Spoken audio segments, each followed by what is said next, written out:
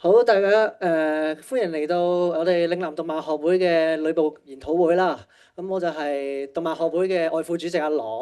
咁今日我哋好榮幸請到阿謝生啦，謝志傑先生就講呢一個女僕咖啡嘅 topic 啦。咁謝生佢係一個註冊嘅社工，咁同我哋嶺南大學其實係有好大嘅淵源嘅。咁第一，佢係我哋嘅校友啦，亦都係我哋嘅上莊啦。咁亦都好多謝佢肯抽時間嚟同我哋講呢一個女僕咖啡嘅主題啊！咁大家俾啲掌聲佢。咁我而家將支咪交翻俾謝生。好，咁啊，大家好啊，咁大家食咗飯未㗎？應該 OK 噶嘛，嚇。咁呢度應該冇人聽唔明廣東話噶嘛，係咪？即係如果我出呢張 slide，唔會有人即刻行出去噶嘛？OK 係嘛？啊，唔係招莊會啊。雖然如果你哋想加入慢數嘅話，歡迎嚇。咁但係咧，今日咧，我想同大家講咧，其實係講下 Maid Cafe 文化呢樣嘢嘅。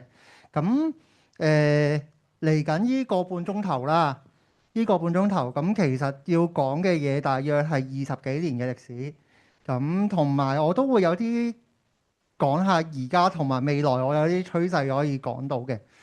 咁咧，今日其實咁短嘅時間可以講到嘅嘢其實唔多啦，可能好入門啦。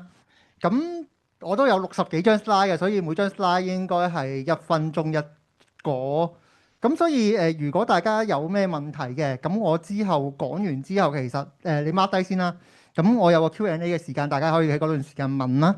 咁亦都咧如果你即係驚話啊，我會遞支咪俾你講，跟住你有少少緊張嘅話咧，其實你可以 send 我依個 email 嘅嚇，同你哋嶺南嘅 email 個後邊一樣啦。咁但係前邊就係 CK6TSE 咁樣嚇。咁你 send 嚟或者你Zoom 嗰度嚇，咁我現裝嘅朋友咧都會幫手去處理啲問題嘅嚇。咁就係咁樣啦嚇。咁我正式入去我要講嘅嘢啦。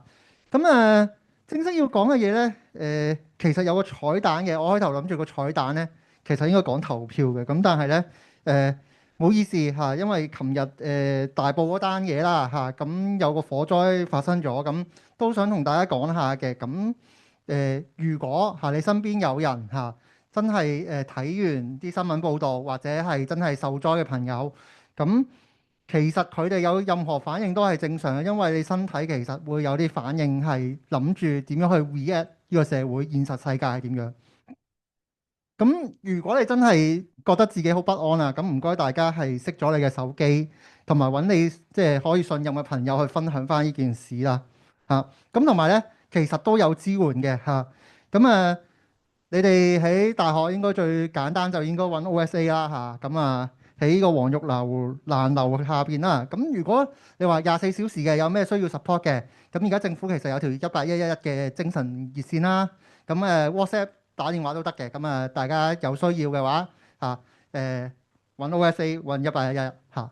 咁呢個彩蛋就完啦。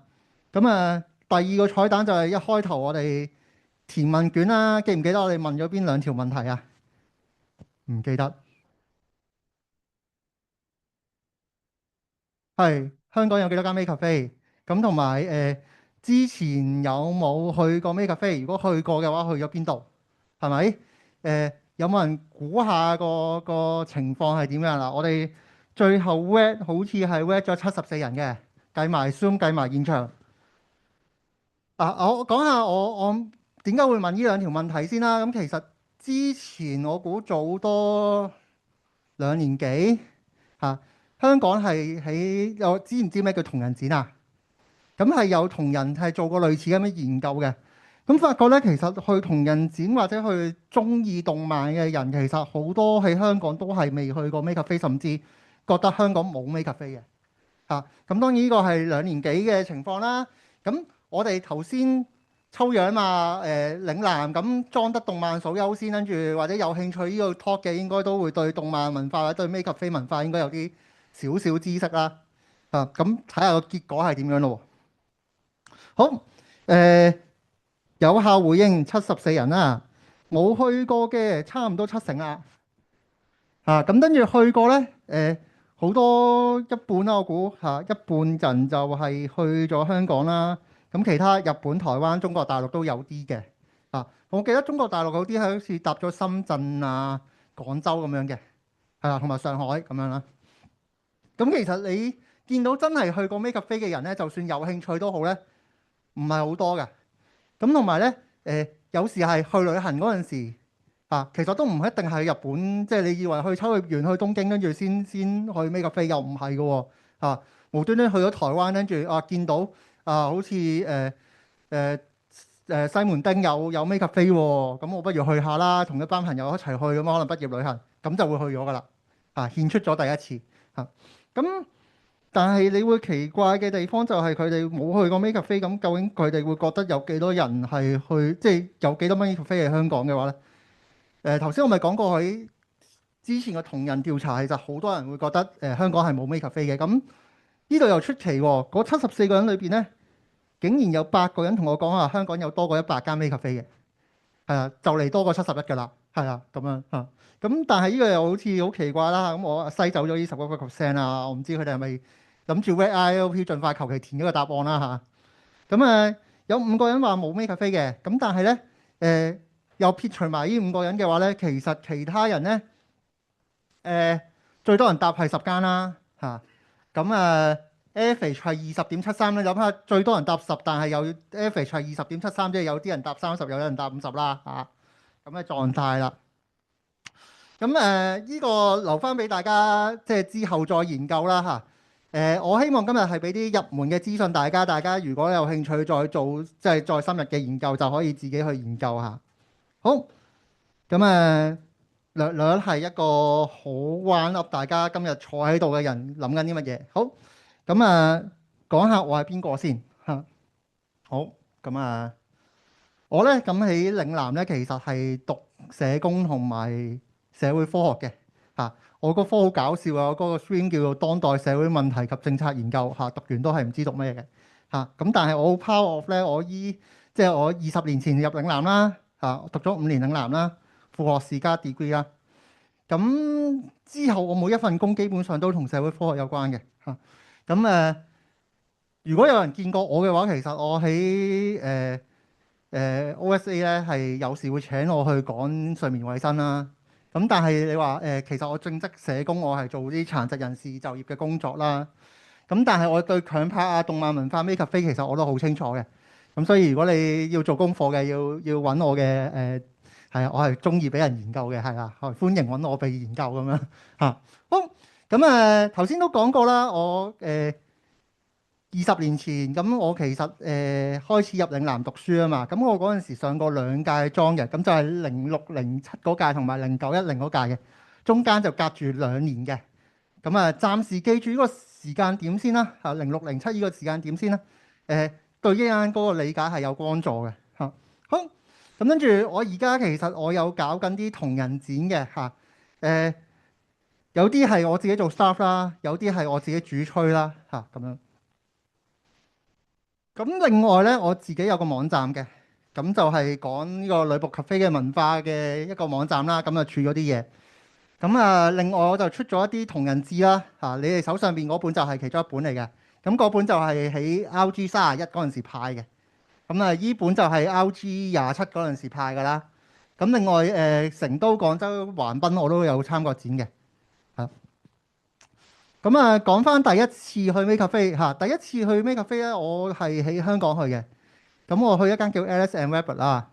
咁我第一次去咧係因為情人節試賽嗰陣時有個好強嘅思想，就係我同人哋拍拖，我帶個女朋友，我希望我女朋友係一個 cosplayer，我係一個 cosplay 攝嚟嘅咁想揾個動漫啲嘅地方動漫主題少少嘅咁跟住另外有貓因為我女朋友中意貓，咁所以咧就揀咗呢間 Alice and Rabbit 嘅 Maker 飛。咁你見到個2012年其實唔係啲真係好多年前嘅時間嚟嘅，係啦。咁我算係中前期入 Maker 飛啦，我唔係第一批啦。好，咁頭先我咪講話點解要去試賽嘅試賽嗰陣時咧，我又要講一個作品啦有冇人知道呢套？有冇睇過電車男？冇啊，值得去睇下嘅嚇，因為咧電車男咧其實係真人真事嘅事件嚟嘅，2004年嚇，咁詳細唔講啦嚇，咁但係咧依套作品咧真人真事改編咗之後咧係有動畫啦，有漫畫啦，有電影啦，係啦，咁係令到呢個秋葉原嘅文化咧係開始盛行，即係本身我哋諗緊啊，平時諗緊一啲二次元文化係一啲次文化嚟㗎嘛，我哋成日講，開始喺日本係變咗一個係大眾嘅文化啦，就係由依個位開始變起嘅。咁所以大家如果有興趣研究下20年前究竟啲動漫宅係點樣生活嘅話咧，即管參考下呢套作品嚇，都拍得幾寫實嘅。除咗佢一啲唔知點樣可以撞到愛馬仕嘅可能性係啦。好，咁講咗咁耐，好似都未兜翻去 MakeCafe 度，咁講下咩叫 MakeCafe 先。想講嘅嘢係其實冇一個準確嘅定義嘅。MakeCafe 呢樣嘢咧，係一件好虛無縹緲嘅嘢嚟嘅嚇。咁不如首先講下琴日係咪你哋投票啊？琴日你哋投票係動畫派定係漫畫派贏咗啊？琴日啊，係咪同琴日啊？動動畫畫贏咗，贏咗，好啦，好咁我又好似立咗眼係動畫贏咗，咁所以我就貼咗動畫先。誒我答呢條問題有獎品嘅嚇，我準備咗本漫畫，係啦。咁如果有人講得出呢度咁多個作品嘅作品名，嗰我送俾兩套唔講啦，係兩套咁多套裏邊兩套唔使講嘅，其他你講得出嘅話，我就送咗本漫畫俾佢。係啦，有冇人想試下？呢度所有作品都同女僕有關嘅，我覺得冇啲莊園嗰啲後邊啲朋友識唔識啊？係咪試下？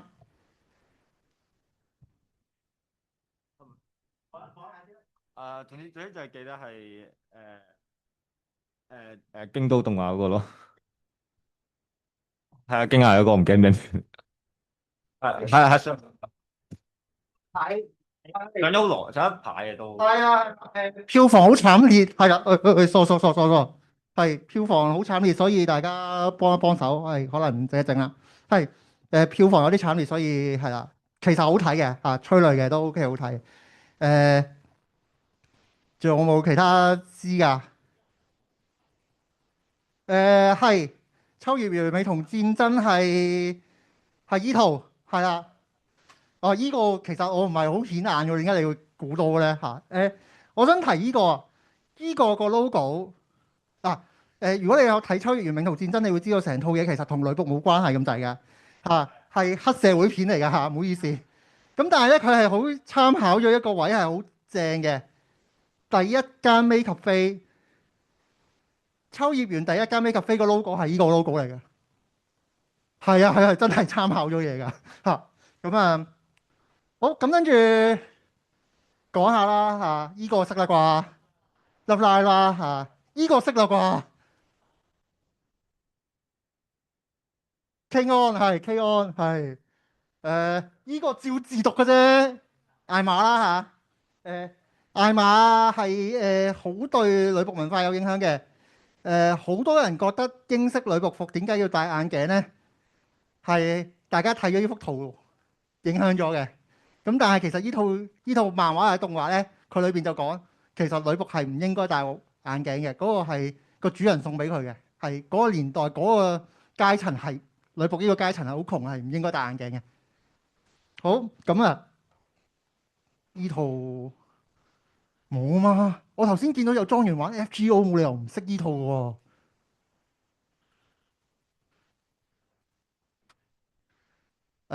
可能佢唔係蘿莉控，所以佢睇唔明。係啊，伊利亞係，果然唔係蘿莉控，係唔好拉佢，冇 FBI 係啦。咁依套都上一年嘅動畫嚟嘅，係啦。咁自己去領略下啦嚇，我唔講啦。咁我估大眾對女僕嘅認識都好多時候喺動畫嚟啦嚇。即係既然動畫黨贏咗啊，唔係漫畫黨。呢度其實你會分到有3種女僕嘅，我大致講下。第一種就真係 MakeCafe 嗰啲女僕啦。係喺餐廳裏邊個環境啦，係咪？咁第二種咧就係屋企裏邊大宅嘅一啲女僕啦。OK，第二種啦。第三種係啲乜嘢咧？K-on 係校園，唔知點解嚟咧啲咩Open Day 啊，啲校園祭啊，就唔知點解有一集咧就係啲學生要個男女主角就着女僕服嘅嚇，個男主角咧唔係偽娘都變咗偽娘噶啦嚇，咁唔知點解咁樣嘅。OK，三種 O 唔 OK 啊？好，記住呢三種先。咁咧頭先動畫啦、漫畫誒有字啦，唔使界啊嚇。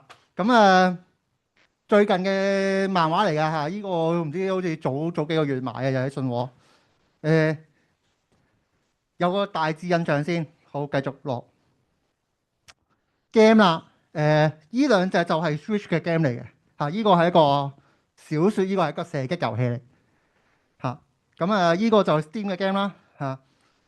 睇完依三個 ACG 依三樣嘢，有冇覺得有啲奇怪？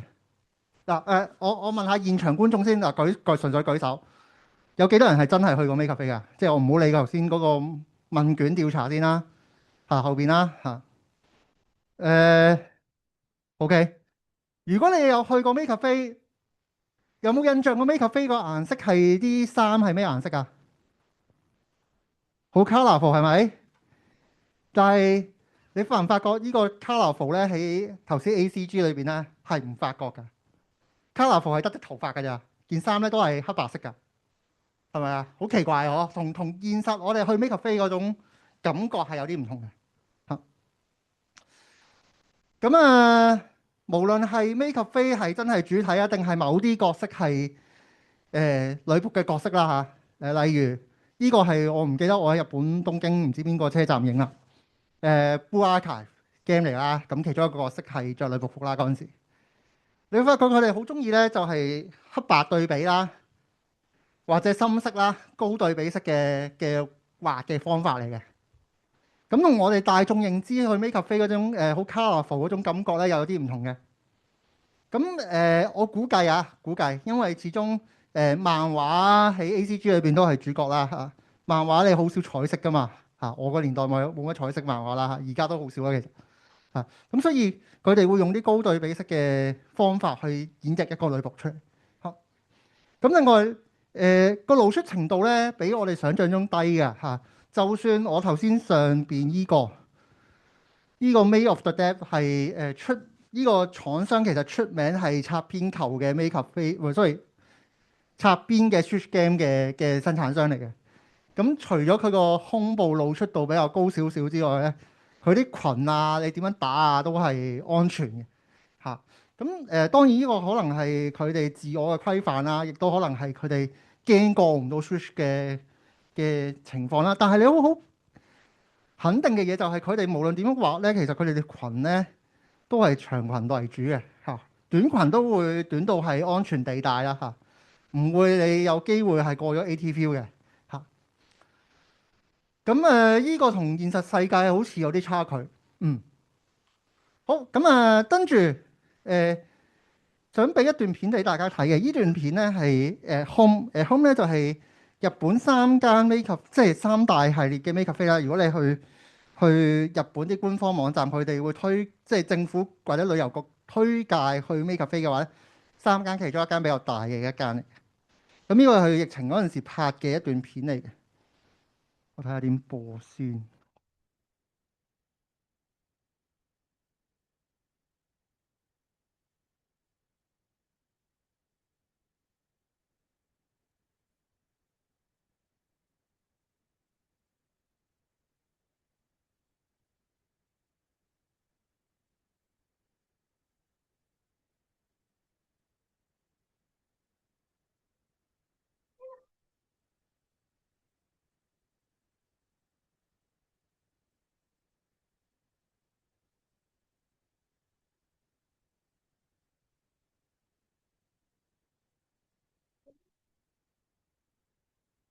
好好短係咪？佢已經好基本講晒 Makecafe 會做嘅流程㗎啦。少咗幾部分嘅。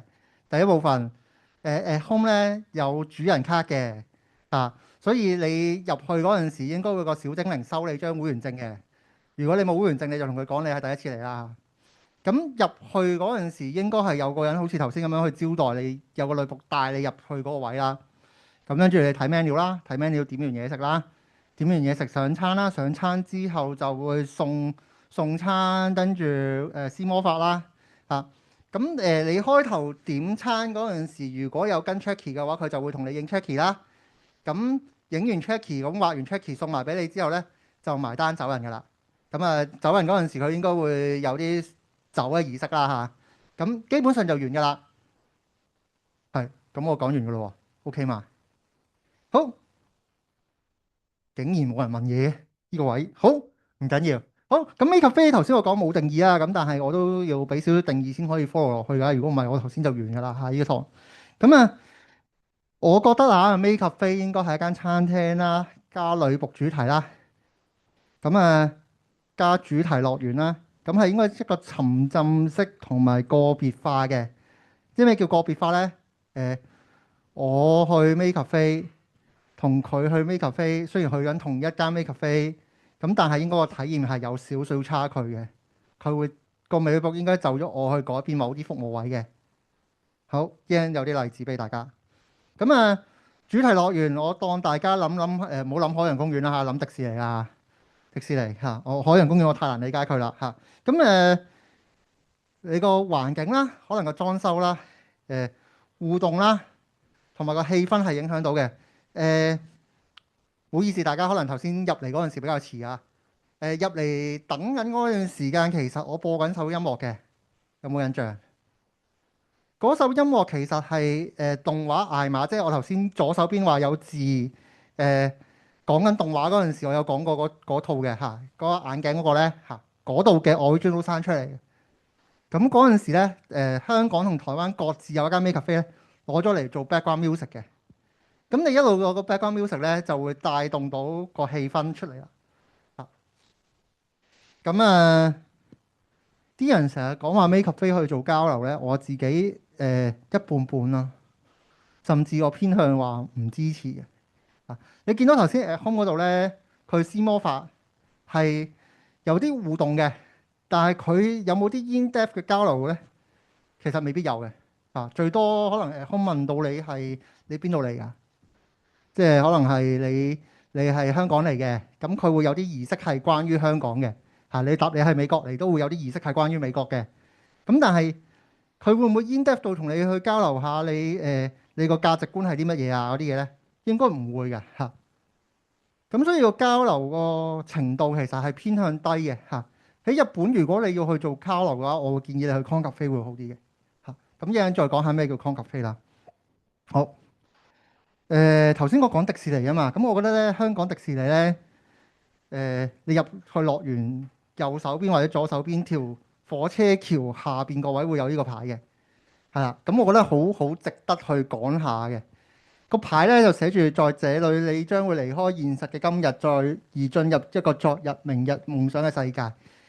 Make Cafe 要做到嘅嘢就係要抽離一個現實你而家存在緊嘅世界，所以你成日聽到話點解要施魔法因為你進入咗一個魔法嘅角度咯，你係離開咗而家現實嘅社會啊嘛咁所以你入去個角色如果你係一間 Make Cafe，你正常係一個主人或者女僕嘅角色啦，咁定係你正常點會係主人啫？你除非屋企有個菲傭嘅啫，OK，菲傭都唔會嗌你做主人啦，係咪好所以係一個抽離現實，抽離現實喺 Make Cafe 裏邊其實係重要嘅如果你入到去冇一個抽離現實嘅感覺，其實唔係太應該嘅，或者佢做得唔好嘅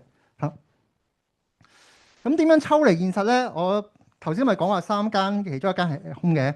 咁我用 Maydreaming 做例子啦。Maydreaming 咧，你會發覺咧，佢嗰個地方叫做 Dreamland 嘅 Stay Longer in Dreamland， 佢嗰個 cafe 叫 Dreamland。跟住有個 Dream Time， 即係你個時間，佢叫 Dream Time。跟住喺呢個 Dreamland 裏邊，你唔可以食煙啦咁繼續落。Moreover, please use this secret word in Dreamland。奧哈拉白車唔知係咩嚟啊？Flower Garden means toilet，即係佢洗手間有另一個名嘅，OK。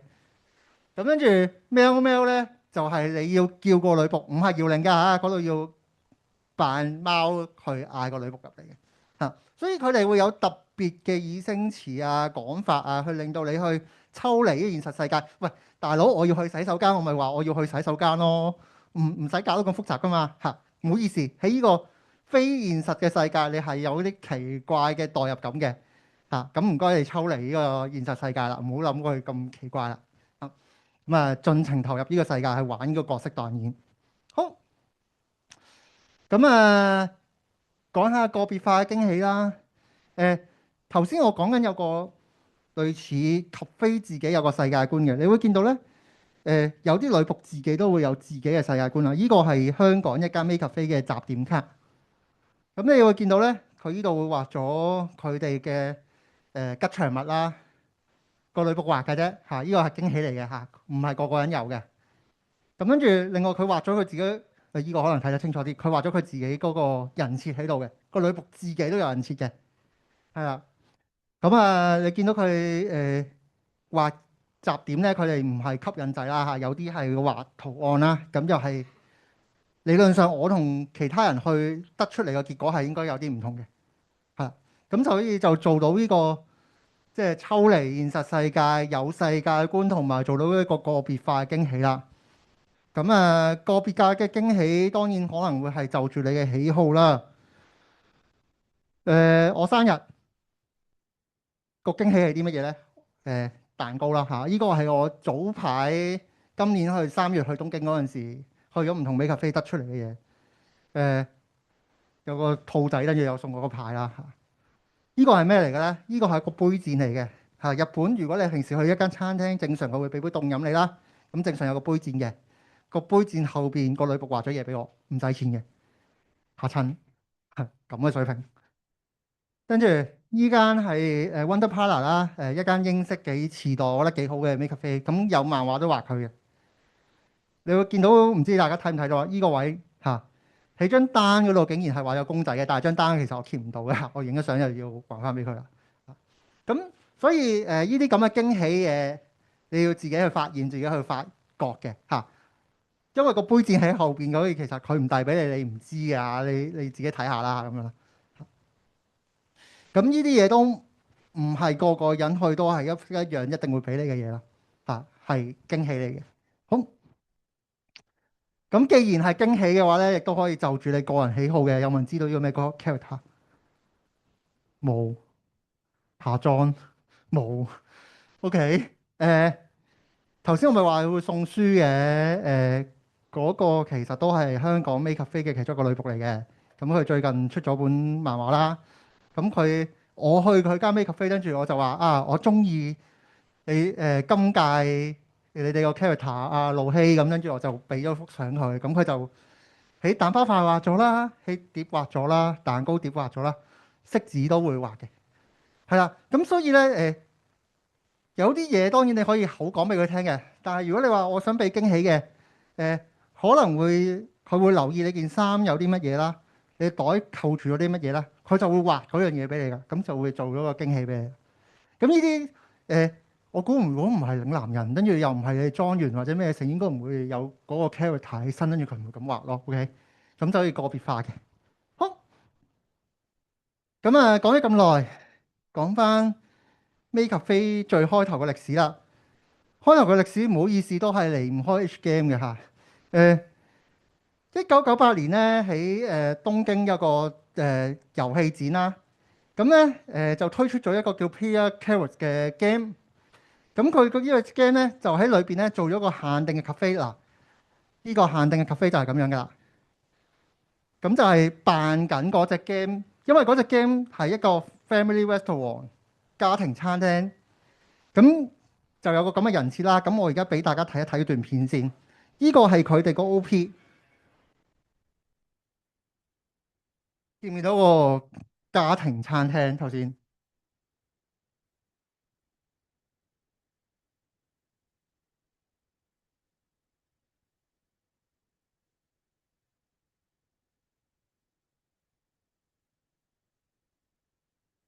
哦，件制服係咁樣嘅。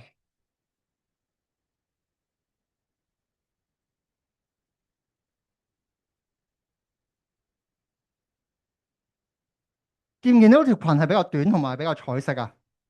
認住呢個位先啊。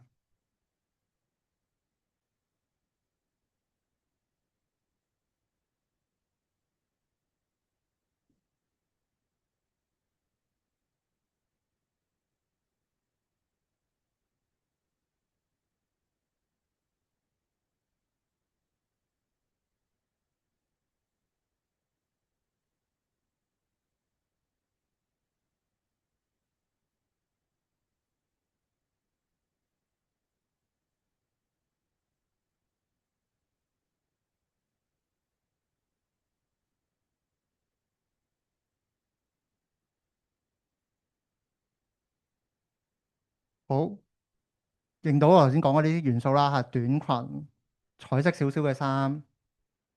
誒，佢哋喺個 game 嗰個展度有一個 cosplay 呢個 game 嘅 cafe。之後發生啲咩事咧？之後係喺秋葉原，佢哋都因為受歡迎，所以佢哋將本身係 Only 嘅嘢就搬咗去秋葉原，離開咗個展就再做多幾次。好啦，做多幾次之後發生啲咩事呢？之後呢，就冇再搞嗰個 Only 啦，就由 Cospa 呢間公司承繼咗嗰笪地方，去開咗第一間 Maid Cafe，咁就叫 QR Maid Cafe。咁就係2001年嘅3月啦，已經跳咗去。咁依間咧係一間長期營運嘅 Maid Cafe 嚟嘅，到而家都營運緊嘅嚇。即係你而家去東京你係去到嘅嚇。咁 Cospa 係啲咩咧？Cospa 係一間出痛 T 啊，同埋如果你想買一啲 cosplay 服裝要度身訂做，或者你想買現成都好啦。咁你 cosplay 理論上你唔係淘寶買翻嚟噶嘛嚇，嗰啲冇版權噶嘛係咪嚇？咁依間 Cospa 嘅公司係有買版權嘅 cosplay 衫，OK 係有啲黐線係嘛？佢香港人諗法或者大陸人嘅諗法應該諗唔到呢樣嘢，OK 有俾版權嘅 cosplay 衫係好咁啊誒，結果就係開咗間咁嘅 Maid Cafe，但係你睇下佢啲裙係點樣樣英式長裙維多利亞時代。好似大宅女僕嗰種咁嘅感覺嚟嘅，就唔係頭先嗰啲 Family Restaurant 嗰種短裙彩色嘅，OK 有差距嘅，所以啲人話啊，其實Maid Cafe 嘅制服其實係咪喺 Family Restaurant 嗰度嚟嘅咧？似乎個承繼係中間斷咗嘅，同埋佢有自己嘅人設嘅嚇，佢再唔係嗰個世界觀唔再係嗰個 game 嗰個 Family Restaurant，而係維多利亞時代嘅英式女僕喎。佢獨立咗有個人設，所以點解大家會將依家 Maid Cafe 當咗係第一間 Maid Cafe 咧？係咁樣嚟嘅，因為在之前其實 cosplay 嘅 cafe 係咪冇咧？有，但係用緊其他世界觀，唔係自己獨有嘅。OK，咁既然係第一間，佢又係 Cospa 咁正版嘅公司咧，唔好意思，其實係好多作品都會描寫佢嘅嚇。識唔識啊？係。跟住呢套就 Love Live 啦嚇。Love Live 到而家，如果某個角色生日嘅話，其實喺個 QR Maid Cafe 係會有好多周邊同埋有活動嘅。同埋而家 QR Maid Cafe 都會有好多正版嘅合作活動嘅，有少少似我哋去 Anime Cafe 咁樣嘅嚇。咁有時有啲原畫展，我覺得係更加近去接觸到動畫啦嚇。咁啊，但係唔好意思，呢啲作品咧畫嗰陣時咧係第一間嘅 QR Maid Cafe。佢疫情嗰陣時擴展咗搬咗位嘅，咁所以大家而家去秋葉原朝聖嘅話咧，去嗰間 QR Maid Cafe 咧，唔係去原本嗰間嚟嘅嚇，即係個動畫嗰個角色嗰個企嗰個角度咧係對唔到嘅嚇，係啊。但係我第一次去嗰陣時，我係去原本嗰間嘅，所以係對到嘅嚇。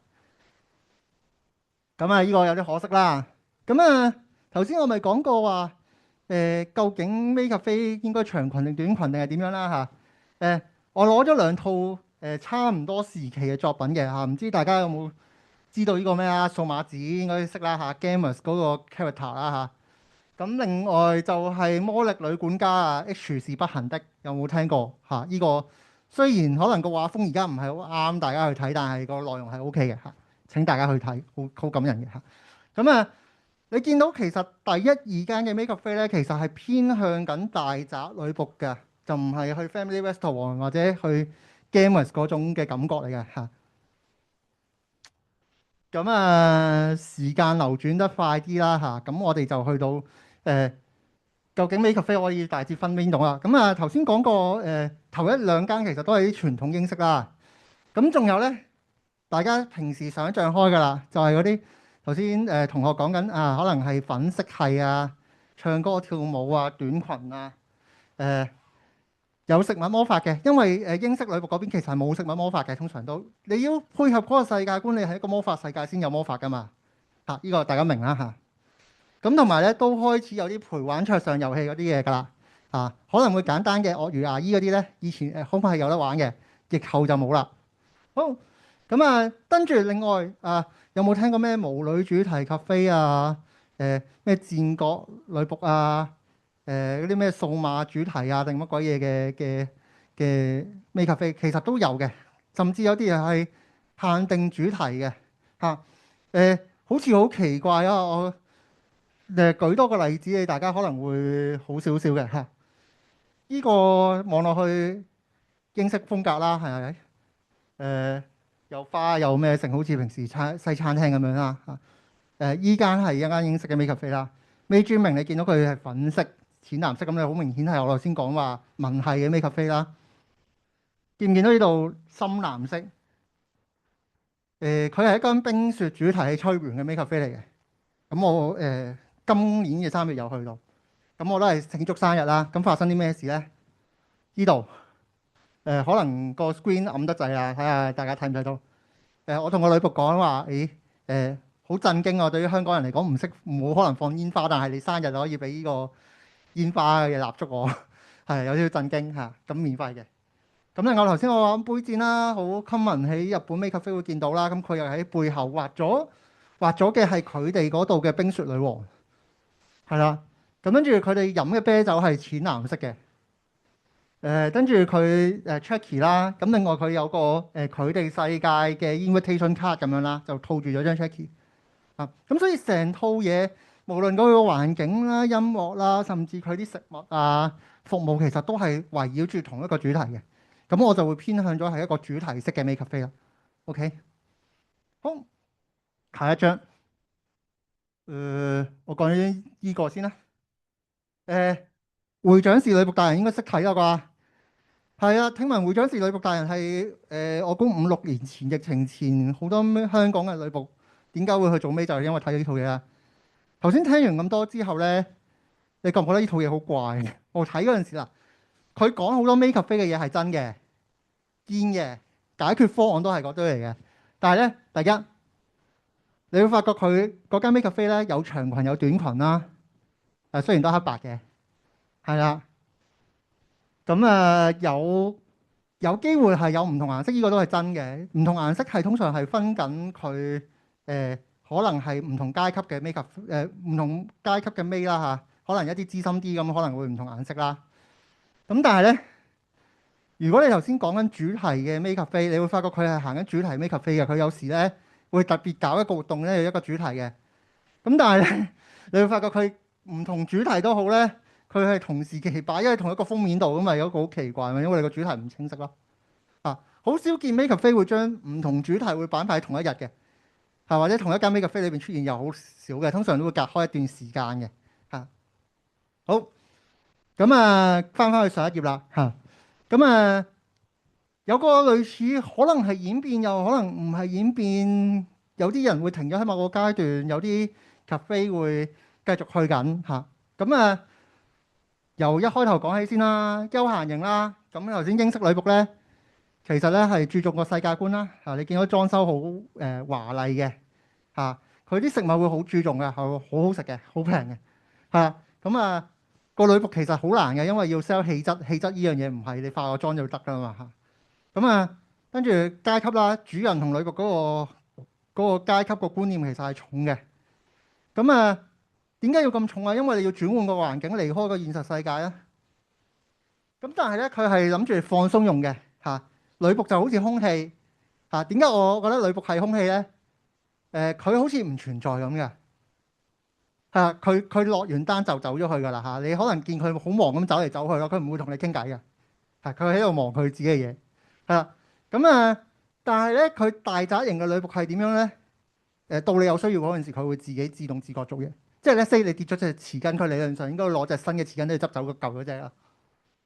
依個其實你喺平時嗰啲4、5星級酒店餐廳咧，都會有機會見到同一類型嘅角色，即係啲侍應係會做呢樣嘢嘅。咁但係就搬咗去 Maid Cafe 度做啦嚇。咁同埋佢着緊英式嘅女僕服咁。咁嗰陣時，如果你將呢個環境套落翻去而家 Maid Cafe 嘅話咧，啲人就會開始講係放置㗎啦。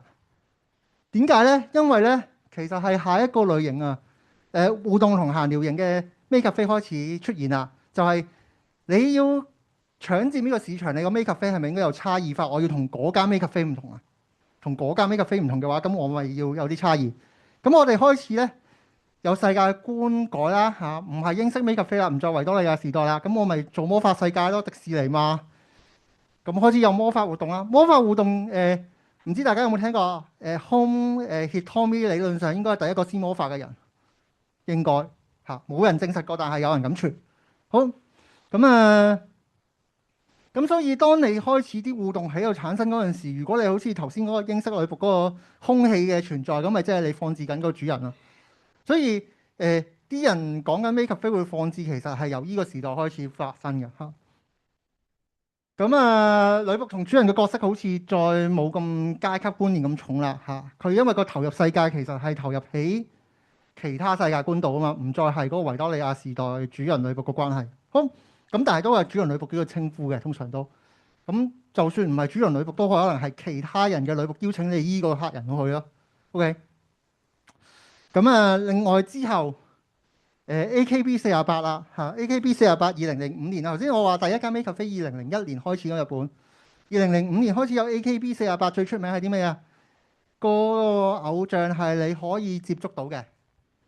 咁所以呢種表演方式咧，其實開始影響到 Maid Cafe 開始有唱跳嘅文化入咗去嚇，要開始識表演啦個女僕。本身可能係畫下蛋包飯啊，施下魔法啫嘛，而家要識唱歌跳舞去 entertain 嗰個主人啊。咁漸漸亦都可能演變咗地有文化啦，開始有啲 KB 啊或者其他嘢開始入嚟啦。跟住開始有啲陪玩型啦。點解話香港獨有呢？香港獨有嘅原因係因為日本唔會有搭台嘅文化嘅，日本唔會想你滋擾到其他嘅客人，所以佢哋就算有一張二人嘅台呢，你一個人坐落去呢，唔會有第二個人坐落嚟嘅。OK。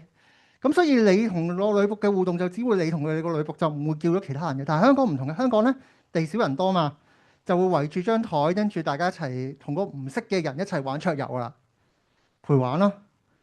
同埋個女僕可能應得聽唔到咁多客人啊，咁就開個桌遊，咁3個唔識嘅人，咁你都陪我一齊玩啊，咁我得應得聽晒所有人咯。OK，咁所以依個陪玩型嘅女僕我見其實主要都係香港為主，大陸開始亦都有，但係大陸嗰種就係一個收費模式，我一陣會講嘅。咁呢樣 model 型啦嚇，model 型都係香港獨有嘅，因為日本其實你點 check 通常會係你落單一開始嗰陣時已經點咗㗎啦。你好難話我就嚟過時嗰陣時話我要追加 check 嗰啲嘢，佢哋唔興呢樣嘢嘅，千祈冇咁做。但係因為香港要攞個食物牌其實係難嘅，咁所以佢哋會開始出現一啲冇嘢食嘅 Maid Cafe。咁冇嘢食，咁我一係就加強個互動，一係就加強個靚女嘅啫。咁最後就變咗係 model 型嘅女僕啦。我淨係俾個影樓你，跟住有個女僕俾你隨時間影。咁一影成沓 checky 可能10幾20張㗎啦。咁究竟係咪一件好事咧？呢個我唔評論啦嚇。但係咧。Checky 呢樣嘢就開始變咗支持好女仔啦，變咗係一個我去即係令到嗰個女僕成長或者令到嗰個女僕有收入嘅方法，因為個傭你唔再係喺食物度嚟啊嘛，個傭唔係喺平時用糧嚟啊嘛，係計 Checky 數啊嘛，咁變咗支持好女仔啦，課金啦，咁亦都開始有情緒勒索啦，究竟你唔影我，定係你一定要影我，定係點樣？你要俾多幾張 checky 嚟啦，啲你開始嚟啦，因為都係嗰個問題，佣金嘅問題。好，跟住開始亦都有啲識色型嘅女僕啦。呢樣嘢我估係因為台灣嘅成人展嗰種文化，佢哋開始有種叫互動券嘅嘢。互動券係乜嘢呢？就係你買咗嗰種券就可以個女僕同意下，你會做一啲佢覺得合理可以做嘅行為，係啦。咁表現緊有啲人講下咩女性身體自主嗰啲嘢啦嚇，我自己就唔係好 buy 嘅嚇。即係你嗰個動作係究竟係 entertain 個男性啊，定係 entertain 你自己？你覺得你好自豪你嘅身體啊，定係點樣呢？呢啲就等大家去自己研究啦，自己去考察啦。我自己唔係好認同嘅。呢個亦都好似係脱離咗我哋本身 make up 飛個文化嘅，因為日本都分得好清嘅呢啲嘢。你喺日本嘅 make up 飛唔會有出現互動券呢樣嘢嘅。OK，好，呢個講咗啦。好，咁頭先講起互動券，我話有啲規則嗰啲嘢啦，有機會。咁make up 飛嘅規則咧，其實好講係一個尊重女僕個身份嘅。雖然佢有階級嘅觀念，即係主人同女僕，但係你唔係叫個女僕做咩就佢做咩嘅。反而調翻轉個階級係調翻轉嘅。雖然你嗰個幻想嘅世界，你係一個主人同女僕嘅關係啦，但係女僕去執行個規則，女僕去解釋個規則，甚至女僕放置你都係佢嘅決定嚟嘅。所以個權力嘅傾斜咧，其實喺女僕嗰邊嘅權力係會大啲嘅。好，咁有啲咩要小心啲咧？身體接觸其實係唔得嘅。咁影相啦，因為佢哋靠 Checky 去收錢㗎嘛。咁你自己偷拍女僕咧係禁止嘅嚇，就特別你喺秋葉原，如果你見到有啲女僕派緊傳單，你千祈唔好撳掣影相，係啦，佢哋會追住你嚟打應該。好，咁私隱啦嚇，因為你頭先話投入個世界觀係一個異世界嚟㗎嘛，你唔好問佢喺邊間大學讀書啊，讀緊咩啊？其實你係咪扯緊你自己去一個現實世界度？所以私隱嘅嘢都唔應該嘅，同埋私下接觸同埋聯絡都係唔應該嘅事嚟嘅。係啦，你哋個關係就係喺間 make cafe 裏邊呢個異世界裏邊，你離開咗，無論佢收工又好，你自己離開咗都好，其實都係唔應該再去識到呢個女僕嘅身份嘅真實世界，使用三次元身份嘅。OK。咁有啲日本嘅文化喺 make cafe 都會發生嘅，例如 tips 呢樣嘢其實係唔會存在啦。即係你冇諗住佢找零之後，你諗住香港平時找零啲散紙咪會俾埋間餐廳嘅嚇，唔係嘅，請你拎走埋佢，係啦。咁另外咧可能食飯啊碗啊啲嘢都係拎喺隻手度食啦嚇，就唔好擺低跟住爬啦嚇。咁呢個都同日本嘅文化其實好近㗎嚇，一樣嘅啫。呢兩張係我喺機場影嘅，日本機場教啲遊客日本文化。咁其實 make cafe 都係。好，咁另外一個特別嘅香港獨有嘅就係講粗口要罰錢嘅嚇。雖然調翻轉嚟講粗口罰錢呢樣嘢，好似係咪即係我有錢，我係李嘉誠，我就可以講粗口咧？有啲奇怪但係香港係真係有呢樣嘢，可能係因為粵語呢樣嘢真係好容易講粗口，係啦。咁但係咧講粗口呢樣嘢好影響到隔離嗰台或者其他呢個異世界嘅人個情緒，即係你好情緒高漲問候緊人哋老母嗰陣時咧，其實隔離嗰情緒就會俾你影響咗㗎啦。咁所以佢哋就用呢樣嘢去罰錢啦。咁我有問過日本嘅女僕，究竟日本係咪真係有啲咁嘅嘢啦？佢就話冇啲咁嘅嘢，係啦，因為咧佢哋會當係暴言，你招擾緊其他客人，跟住就會直接 blacklist 你㗎，連罰錢嘅機會都冇，係佢會踢咗你出去，係啦咁樣咯。好，咁講下文化嘅過去、現在同未來啦。咁講翻個文化，其實而家係日本嗰邊係點先嚇？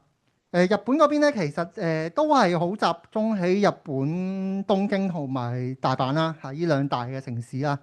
東京就喺山手線啦，即係其實係一啲比較唔係平民住嘅地方，冇介意係啦，即係應該有啲再低下收入階層嘅住嘅地方，唔喺山手線度㗎嘛。OK，大阪就喺日本橋啦，都係啲旅客嘅地方啦，係咪？唔好介意，我直斷言去講啦。而家秋葉原裏邊嘅女僕 cafe 其實都係 entertain 緊遊客頭先對一開頭我咪播咗段片話嗰個流程服務流程嘅，佢哋好認得聽起嗰個位嘅嚇，所以就俾緊外國遊客睇我個流程係咁樣，你本身亦都預知係咁樣，所以我咁樣執行。佢哋講緊係一個好流轉式嘅嚇，可能你想深入啲去了解，或者佢咩成好片面咁俾咗你睇，你都滿足㗎，因為你係遊客嘛，係啊。咁所以如果你想去體驗一個 Maid Cafe 嘅文化，生手線嘅話咧，我會建議大家去池袋嘅嚇，去池袋係啦。咁但係咧，日本嚟講咧，大城市咧都總係有幾間 Maid Cafe 嘅，大家可以揾下嘅。我一陣會教大家點樣去揾。而呢個秋葉原嘅文化輸出咧，其實咧已經去咗唔同嘅亞洲同歐洲嘅國家嘅，例如南韓啦。南韓早一兩年度啦，其實都唔係早一兩年嘅，其實係十幾年前已經有呢個 Maid Cafe 存在過，但係好快執咗嚇。請大家留意翻嗰個日本同韓國嘅關係，其實唔係大家想象中咁美好嘅啫。係啦，咁其實佢哋係都幾討厭日本嘅韓國嘅人，特別老一輩嚇。咁但係咧，佢哋生存唔到之後咧，兩年前度咧有一間 Maid Cafe 突然間開咗，點知咧要 book 嗰間 Maid Cafe 係3個月之前 book 先 book 到，係啦。但係嗰間 Maid Cafe 咧又好快地執咗喎。咁點解好快地執咗咧？係個老闆自己執嘅，因為佢一開咗之後咧，啲人見到佢好好生意咧，就開始開自己嘅 Maid Cafe。開自己 Maid Cafe 咧就越嚟走去啲 idol 化色嘅情況啦。咁跟住佢又覺得個文化發展已經唔係佢開頭諗嗰種，我要英式女僕去做好我自己互動服務嗰種嘅感覺，所以我決定我走啦咁樣嚇。咁所以好快執咗嘅。我有去咗2、3次咁咯。南韓就而家去到去佛山，sorry，釜山係冇佛山，係釜山，係首爾同釜山都有嘅嚇。好兩岸四地當然我一陣會再詳細講啦。新加坡有啲幾日嘅 Maid Cafe 會有搞過嘅，通常都係喺啲會展覽上邊啦。泰國有 Maid Dreaming，而家有。英國有1、2間 Maid Cafe 長時間開嘅。美國就係通常都係喺佢 Comic Con 嗰陣時啦嚇。日本仲有啲異業發展嘅，好得意嘅。佢哋有啲咩地陪按摩、酒店、牙醫同剪髮，佢哋都係一啲唔係識嘅，但係又有 Maid嘅。係，我都牙醫我冇去過啦，剪頭髮冇去過，但係酒店同按摩我係有去過嚇。咁咩嚟嘅咧？其實你諗下就係我一個宅宅，我嘅興趣或者主題其實我傾嚟傾去都係一啲動漫嘅嘢啦。但係咧，如果你叫我剪頭髮對住個髮型師半個鐘頭1個鐘頭，但係我唔知講咩好，其實好尷。咁點解可以點樣可以做一個動漫宅可以覺得係舒服嘅環境，或者嗰個剪髮嗰個人其實係識得動漫主題，所以我去嗰間嘅。所以佢哋開頭好早期已經按摩店啊啲咧，係真係請女僕去做按摩，埲牆咧係黐動漫 poster 啊嗰啲嘅感覺嚟嘅，Maid Cafe 嘅感覺，加嗰個女僕去按摩，個女僕同你傾嘅嘢就係宅宅的主題。OK，就係做一個宅宅舒服的環境。唔係識嘢嘅，係啊！大家有冇諗出去第二度？個按摩係個老闆係大學教授嚟，教按摩喺日本大學大阪嗰間。咁所以我呢啲老人家有啲奇難雜症，我都係去嗰度醫嘅，係啊，咁樣。另外就係 Maid Bar 同 Concept Cafe 啊、bar 啲啦，開始喺疫情嗰陣時開始，記唔記得有單新聞係大約講話秋葉原開始有啲酒吧入咗去，跟住驚啲宅宅冇抵抗能力，跟住俾人哋燒咗好多錢。有個5、6年前有段咁嘅新聞，類似有冇記得？冇係唔緊要，一陣會講下嘅。咁跟住另外地偶嘅文化都開始盛行啦。其實而家 Maid Cafe 喺日本其實係冇呢個 keywords，其實已經冇地偶咁多人 search 㗎啦。即係其實個文化開始 die down 㗎啦。係啦，地偶會上緊嘅咁樣咯。好Maid Cafe 同 Maid Bar Concept Cafe 嘅最大分別，我覺得係嗱，每個人都有唔同的定義啊。我都講緊 Maid Cafe 呢個字本身冇定義， concept cafe 係更加冇定義，因為呢個字係後期嘅可能近5、6年先開始有嘅。咁但係咧，我自己觀察咧，第一佢哋覺得 concept cafe 嘅其中一張，即係好多人嘅講法係 concept cafe 包住 make cafe，make cafe 係其中一個主題，make 係一個主題，所以佢係 concept cafe 嘅一種。但係我自己覺得喺我日常生活喺東京我去旅行或者去大阪去旅行嗰陣時，其實佢哋收費模式都分得幾分開嘅。make cafe 通常係一個入場費加入有飲料有食物嘅套餐啦。唔係好注重 checky 嘅，記住係啦。咁同埋通常有新手套餐嘅，記住留意下嗰間 make cafe 有冇新手套餐。如果唔係，你第一次去嗰陣時就俾人慳咗啦。係咁啊，另外有集點卡啦，佢哋好得意嘅，落雨啊落雪嗰陣時會加倍嘅，有機會嚇。咁啊，留意下啦呢個。好，咁着重係啲咩啊？嘢食可能有酒嘅，但係個酒係陪個嘢食，令到嗰樣嘢食提升嘅。OK，同埋攞嚟打卡，熊仔好可愛，雖然佢唔好食咁樣。OK，唔好問我依個係邊間 cafe 啦嚇，係打卡打到卡，但係唔好食。OK，好，咁跟住 concept cafe 咧，你會覺得佢哋主題好特別嘅。依個咧係一個水族館主題嘅尾巴。咁你見到佢哋連嗰支香檳咧都有佢哋自己店嘅吉祥物或者叫做角色啦，擺咗上去嘅。咁同埋咧，佢哋通常都係個女仔喺你面前去整嗰杯嘢飲嘅，所以你要交流嘅話，去呢啲咖啡咧，佢喺度整嗰陣時，你就同佢交流啦，同佢傾啦。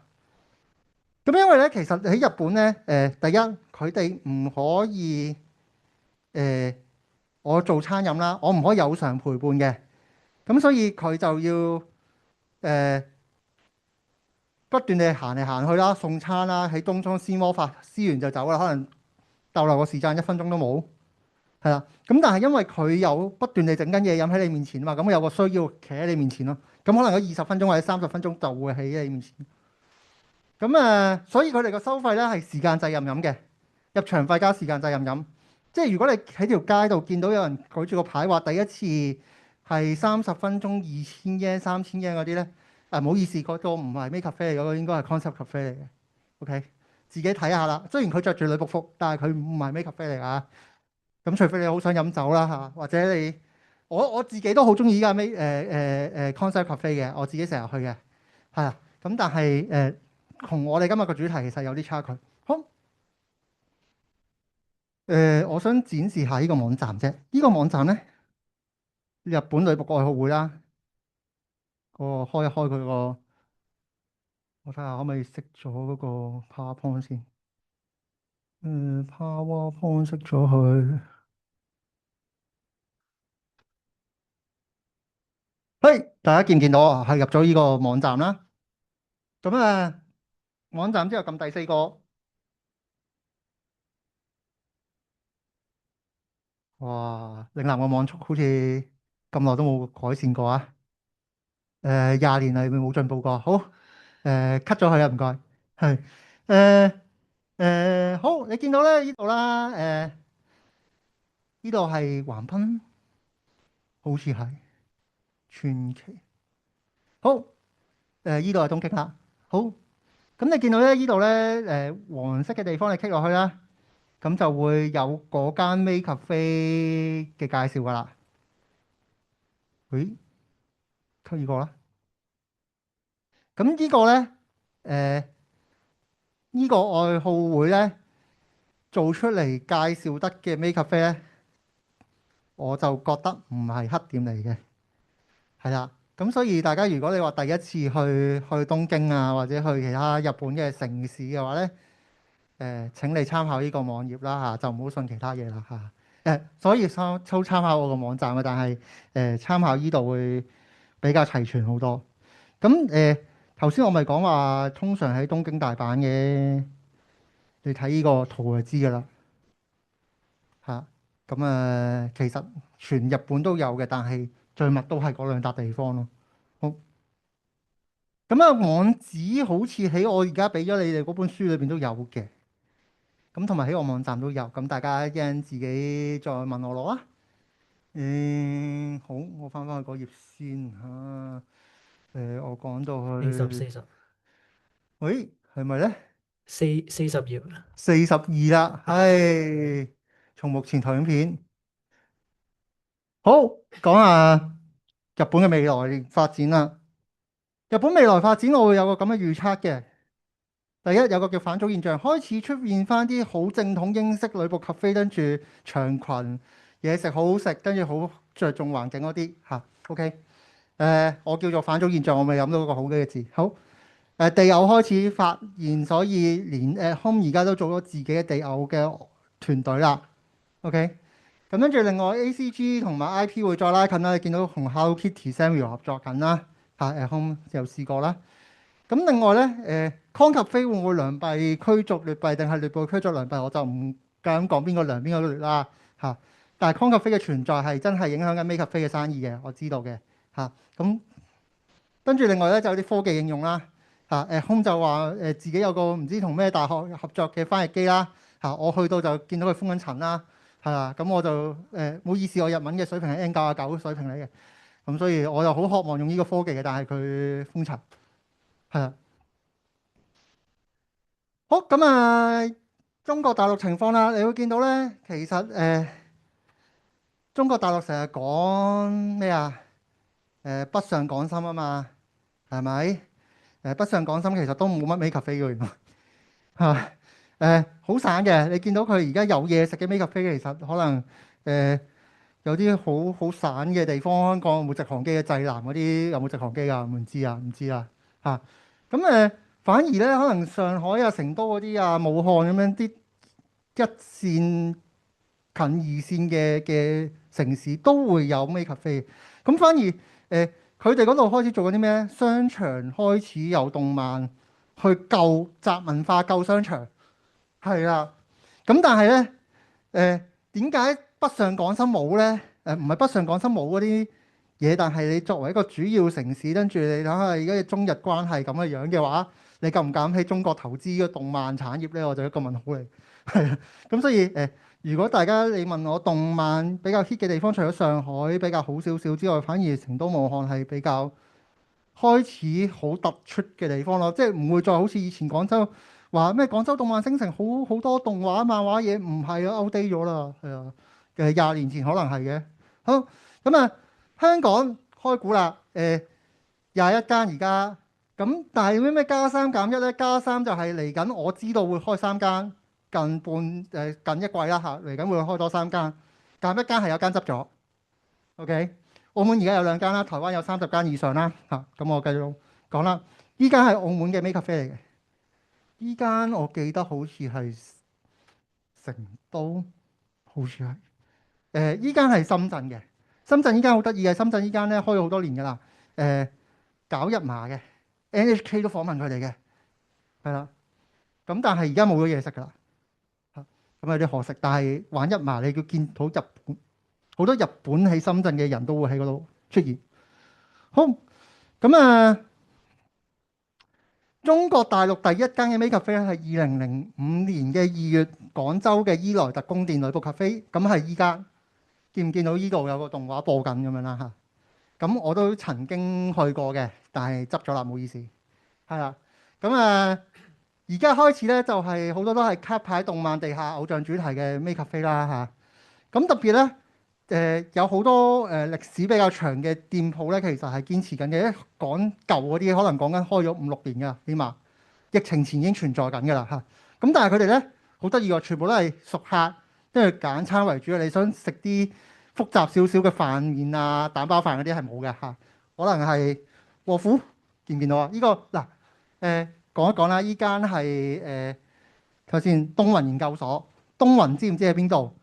咁啊，日常係啦，京亞尼嘅其中一套作品嚇，日常啦，咁我好中意啦，跟住我就去咗東雲研究所啦。咁你見到係一啲好舊嘅 Make 飛啦嘅裝修啦，佢哋有自己 idol 團啦。跟住得窩夫嘅啫，我食唔到其他正餐嘅嘢，我要走去第二度食嘅。好，咁其他咧開始就變咗 IP 限定嘅谷子店啊、女僕桌遊店啦。記住女僕桌遊嘅字先啊。咁跟住咧新嘅店咧開始咧，就算係 Make 飛啦，都會標榜自己純素同正統女僕嘅。點解啊？因為女僕桌遊店咯，一陣會解釋點解㗎啦。佢哋而家講自己係啲乜嘢咧？我見到有個 list 咧係寫分啦、素啦，即係講肉食同埋素食嘅。究竟講啲咩？唔係講緊個蛋包飯肉食定素食，係講緊啲女僕。OK，係啊，咁就唔好講咁詳細啦。係啦，咁跟住咧，頭先我講過啦，集文化商場嚇，佢救一啲死場，好似喺香港都有啲咁嘅死場，但係用卡牌又嘅 game 去做啦嚇，例如深水埗啦啊，咁但係咧大陸係救商場救得好成功嘅，仲要嚇，咁但係都係一個好不穩定嘅因素，就係啲小粉紅究竟會點做咧？有冇睇過話咩有人即係大把界都界爛啲立牌啊啲嘢啦？我估大家有睇新聞睇過啦嚇。咁同埋最近中日關係咁樣嘅話，究竟佢哋執唔執咧？好唔好咧？咁樣唔知嚇。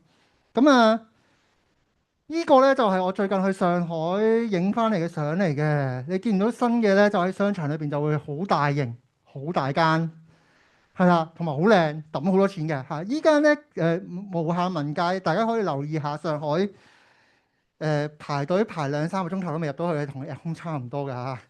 係啊，嚟緊會去聽聞會喺廣州開分新店，係啦，咁所以大家好近可以去下。如果上海你覺得機票貴嘅話，可以去廣州。咁啊，同埋佢會同 Bilibili 合作去講一啲 Make 非文化，我都期待緊嘅，即係新店講 Make 非文化。終於唔使去一個客人嘅身份去講 Make 非文化，係店家自己做翻啦嚇。因為其實一開頭早期嘅大陸 Make 非其實佢哋自己去講 Make 非文化嘅。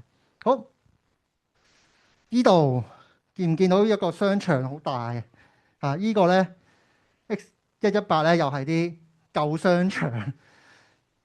對面啊，依度對面啦，依間文谷里就喺對面依個商場嘅中心百貨嘅商場嘅其中一層。咁但係依個商場其實係死場，即係唔好話死嘅，冇乜人流咯。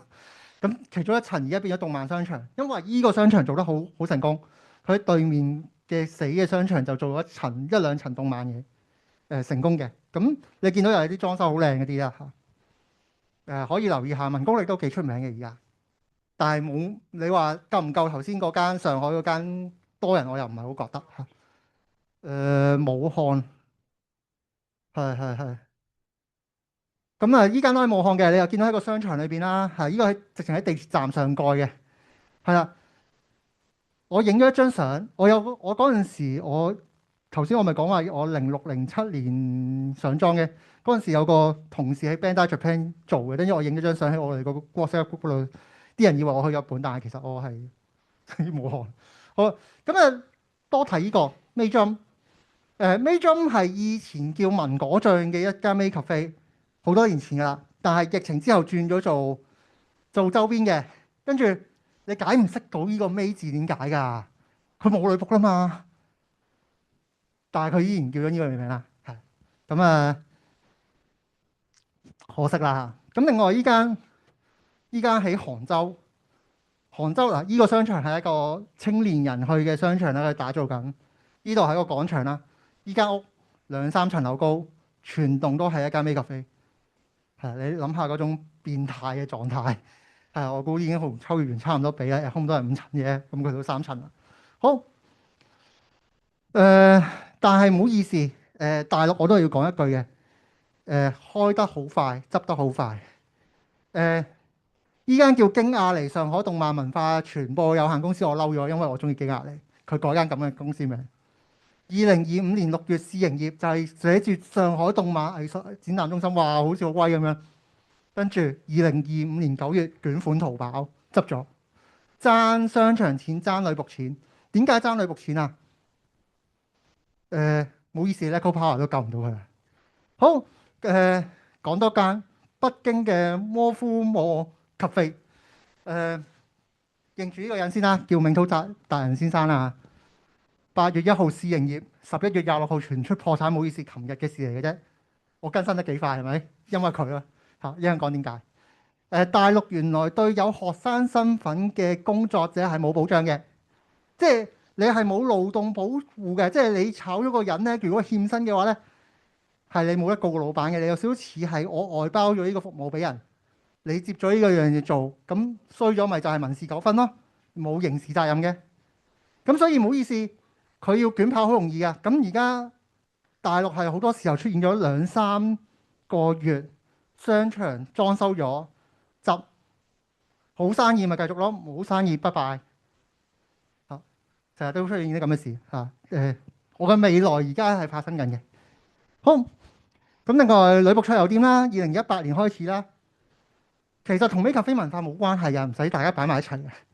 係啊，咁佢哋咧就會係啲包裝零食啦、酒精類飲料啦、夜晚深夜營業啦，可以用錢去買一啲聯絡方法同埋用準地接觸。呢樣嘢係咪同我頭先講話 Maid Cafe 應該有啲規則？佢冇做到啦，係啦，所以唔關事嘅。同埋佢哋同秋園原冇關係㗎。你問佢哋有冇着女僕服？冇。識唔識日本文化？唔識。咁佢女僕呢個字就好似一個少女個名咁咯，代名詞咯。嚇，好。咁甚至你可以約個女仔出街啊，去酒店私影啊，咁出過好多事㗎啦。咁冇指明嘅話係會零互動㗎，佢會放置咗你嘅。咁所以大家見到女僕桌遊呢4個字咧，其實可以 skip 㗎啦，同日本文化冇關係嘅。咁但係大陸而家好興。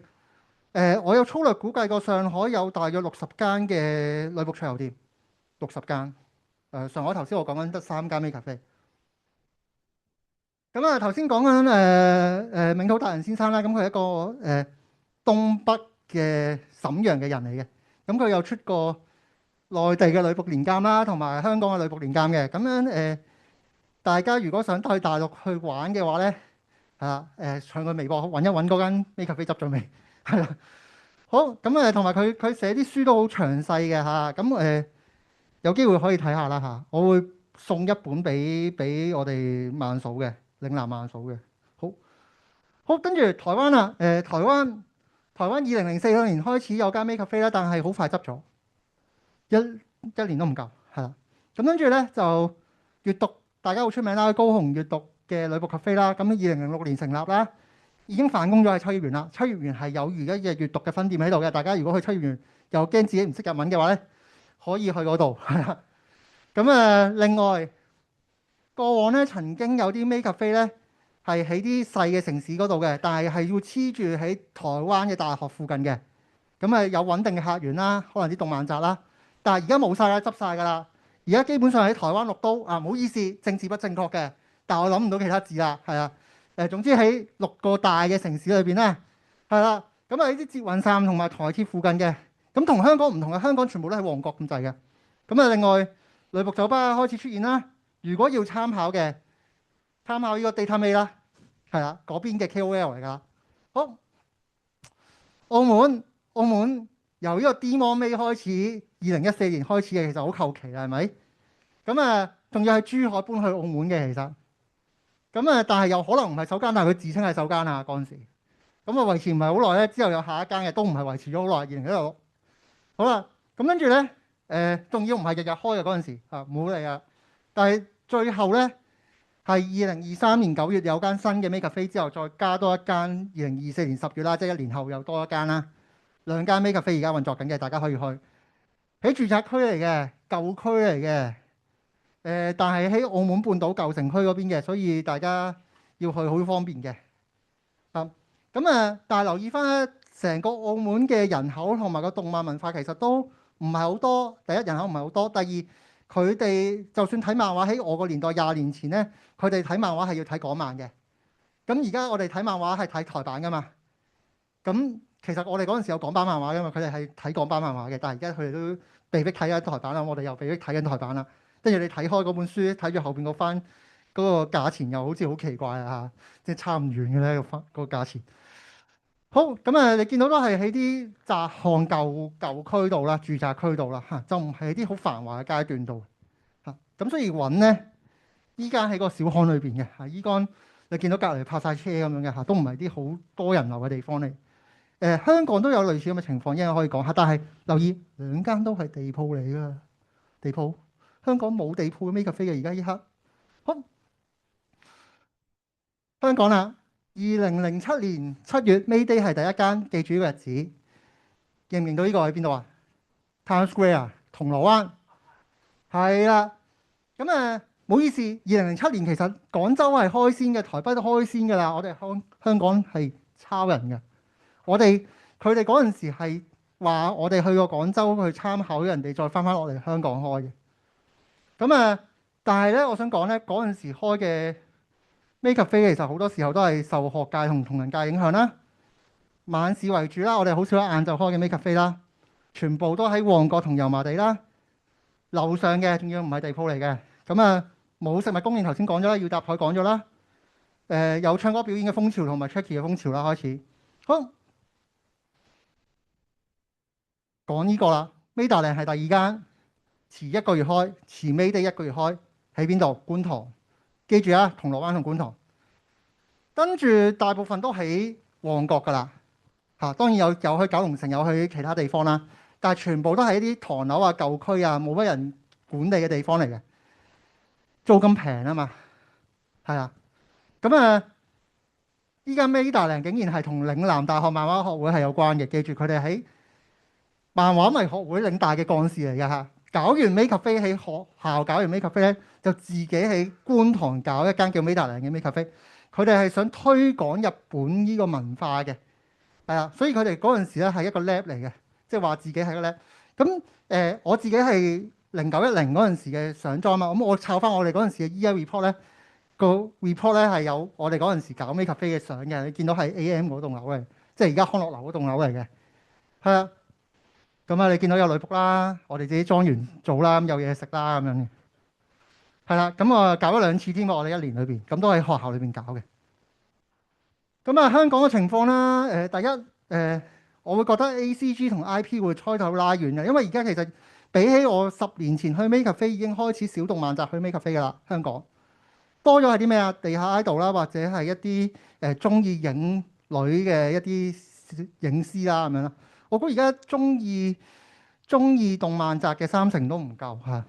咁但係咧，香港嘅代理咧，其實係亦都睇唔起香港嘅 Maid Cafe 嘅，因為我哋 Maid Cafe 可能得個大細可能得10個人位嘅位置，咁所以其實佢哋已經好少再同香港合作。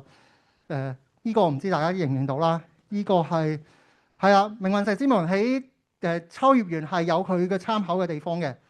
係啦，咁但係佢同深圳頭先嗰間日本麻雀嗰間 Maid Cafe 合作，都唔同香港 Maid Cafe 合作。OK，但係佢同 KOL 香港有試過同MK 妹合作啦，地道少少啦。Lego Power 都同香港嘅 Maid Planner 合作過嘅，係啦。咁但係 Lego Power 最近好似轉咗台灣代理，咁香港代理應該都冇埋㗎啦。好，咁女僕好難請啦，人工啦、晉升機會香港好難做啦，因為唔係長期開晏晝市，或者你冇一個全職嘅女僕係出現在啦，通常都 part time 啦。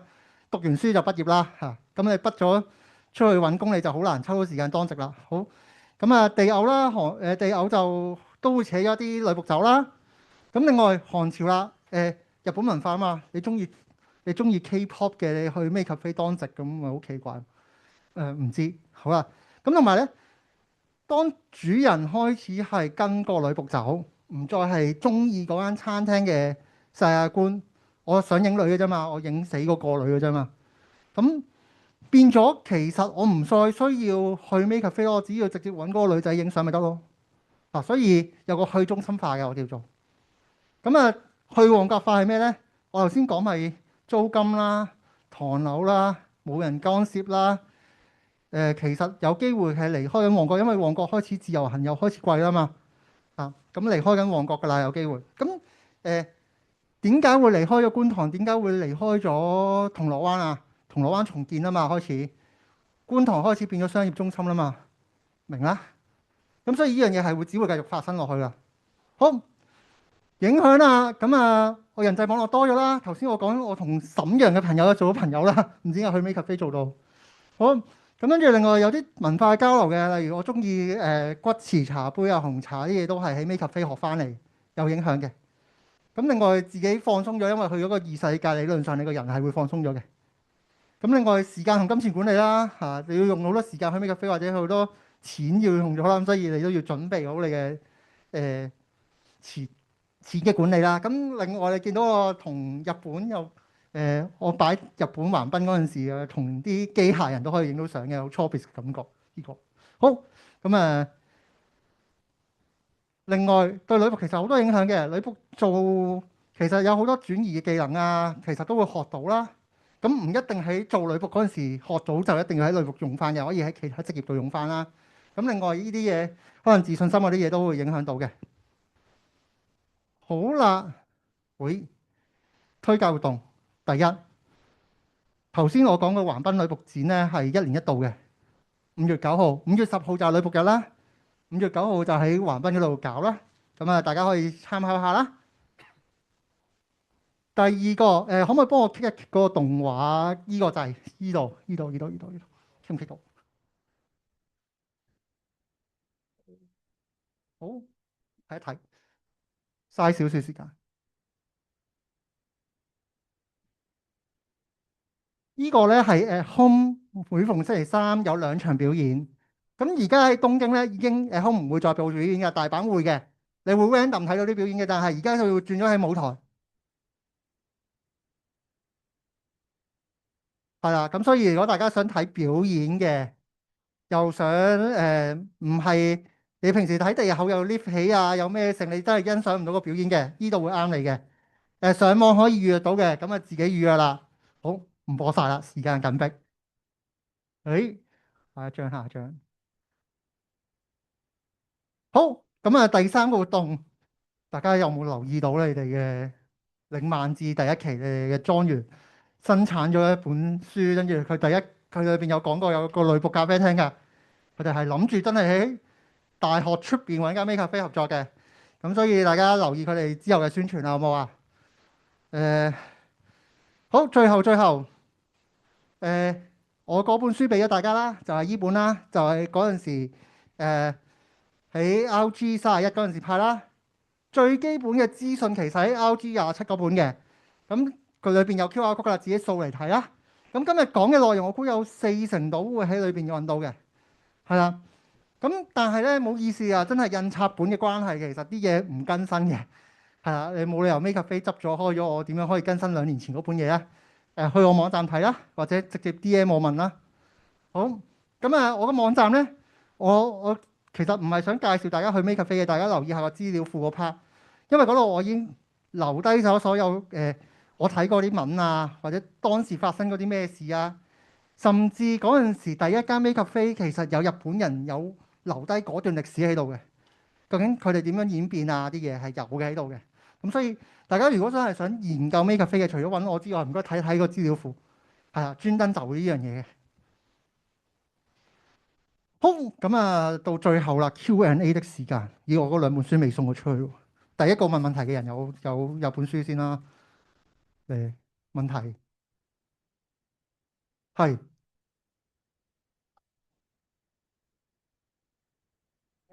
我哋播緊嘅，唔該嘅話就聽唔到啦，係啊。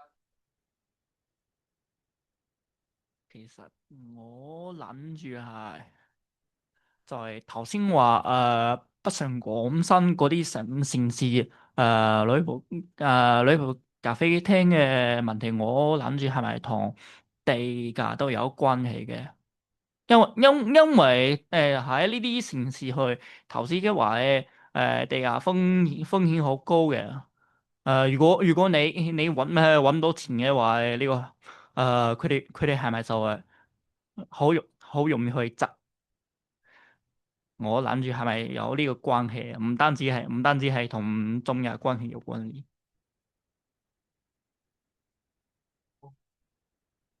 喂，可唔可以多謝你條問題，跟住幫我答一答先。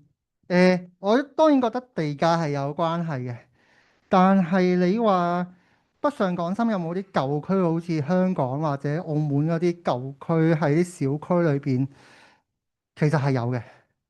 甚至可能我當頭先成都啊、武漢嗰啲，除咗喺啲商場，其實嗰啲舊嘅 Maid Cafe 其實全部都喺啲小區。我要行完出去個地鐵站之後，我仲要行一大段路，跟住揾一大堆地圖，跟住你標錯嘅，因為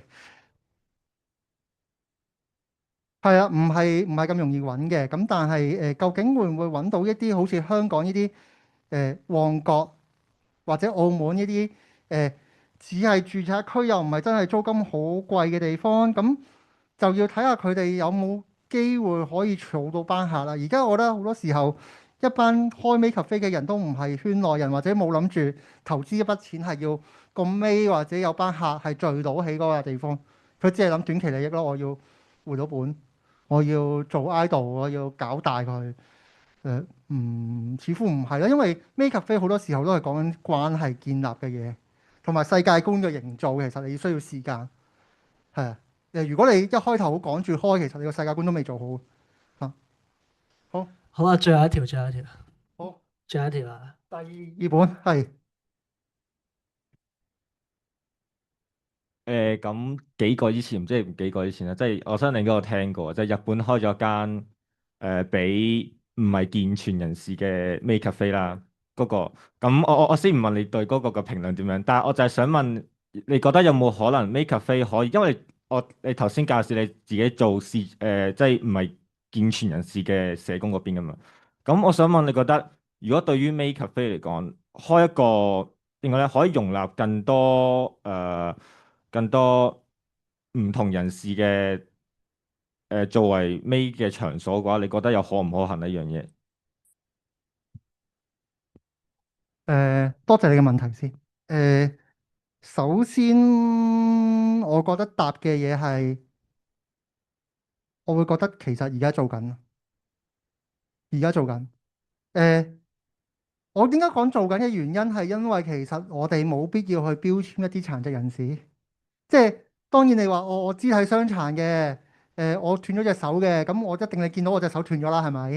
咁但係其實而家喺好多 Maid Cafe 裏邊個女僕，可能係一啲精神病康復者，佢冇特別講，你唔會特別知，係啦。咁其實好多可能家庭背景有問題嘅小朋友、青年人都可能做緊女僕。咁佢哋老闆都用咗好多嘅心機去做呢樣嘢，咁令到佢正常工作緊啦，或者支持緊佢哋正常工作啦咁講。咁所以係咪一定要標籤一間 cafe 話我一定要請個殘疾人士，全間都係殘疾人士嘅？我覺得反而係一個好大嘅負面嘅標籤落咗去嗰間 Maid Cafe 嘅 Maid Cafe 度，唔係個 Maid 度。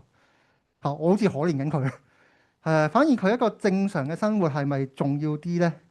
大家去除咗標籤，我係尾，我喺個世界觀，我見到嗰個人，咪咁樣咯。咁所以呢個問題，我覺得而家其實香港 Maid Cafe 係做緊嘅，係好。咁啊，好多謝謝生啦，咁嚇。我嗱趁呢個時間，我都想大家將個鼓掌聲都俾一俾金大現狀啦。佢哋啱啱動漫周搞咗好成功啦嚇。咁我知道佢哋都有啲嘢講嘅。咁我而家睇一睇嘅 email，大家有冇 send email 俾我問問題啊？或者網上面直播有冇？係啊。喂，謝生留一留步先，我哋學會有啲特別嘅紀念品送俾你。我請我哋主席過嚟先啊。我哋宣傳幹事 Winnie。哦，咁我哋交換禮物啦，交換紀念品啦，係啊。Kelvin 影張相。咁就我哋嘅宣傳幹事 Winnie 嘅手繪嘅一張卡紙啦。咁謝生送嗰本就係Maid Panic 嘅呂布啦。阿眉嘅佢嘅呢個小説集啦，呢個小説。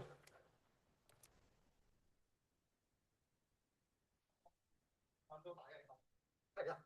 咁你繼續講咗你嘅嘢之後。哦，好，咁你睇一睇 email 先啦。咁好多謝大家今日出席啊。咁活動係有少少超時嘅，但係我想請夏莊去講一講啲嘢啦。咁宣傳下我哋下屆動漫學會啦。等陣啊，我遞支咪俾夏莊先。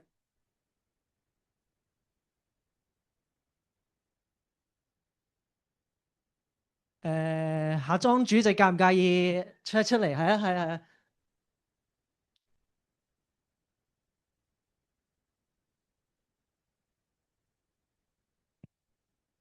唔使咁怕醜嘅，大家都好友善嘅。放心啦，唔會鬧嘅。放心，冇事啊。你放心。等陣。因為我係夏莊嘅叫候選內閣嘅主席啊，我係 Sammy 嘅。我哋嗰啲莊個名即係監視，即係叫做曼尼啦，即係真係狸貓過嚟嘅。咁因為而家其實係真係我哋唔想慢數斷莊，因為我都知即係慢數已經係好多年，即係金現狀係好多年之後嘅第一屆啦。佢哋嘅活動做得好出色啦，我哋都唔想今屆佢哋搞得咁出色，我哋下屆冇人接手噶嘛。咁我哋就諗住接，但係而家有個唔好嘅情況就係我哋真係唔夠人，係咁即係距離，因為我哋嗰啲職位真係分唔到啦。咁認真嘅，我就希望大家有興趣嘅，咁可以加入我哋咯。